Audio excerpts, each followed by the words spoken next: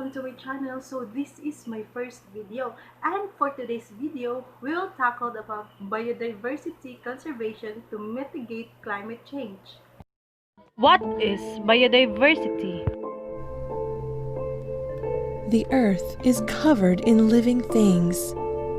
From very large organisms to the tiniest creatures, all living things on Earth have one thing in common: they cannot survive alone. To grow and flourish, living things need the support of an ecosystem. An ecosystem is what we call all the things that interact in a specific area, both living and non-living. Ecosystems can be hard to define. They are interconnected in many ways, and it is not always easy to see where one ecosystem ends and another begins.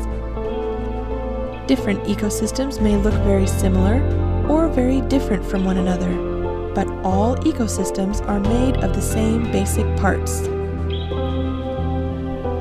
Ecosystems have both living and non-living parts. The non-living parts of an ecosystem include things like sunlight and temperature, air and wind, the types and amount of water available, and rocks and soil. The living parts of an ecosystem are the plants and animals in it. The non-living parts of an ecosystem combine to create the conditions that will determine what kinds of living things will be able to survive there. You won't find a coral reef in the desert or cactus in the ocean because the conditions are wrong for them to live and grow. There are three main types of living things in an ecosystem: producers, consumers, and decomposers. Producers produce or make their own food.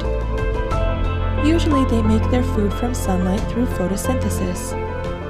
Plants are the most obvious example of producers. Without producers, no animal would be able to survive.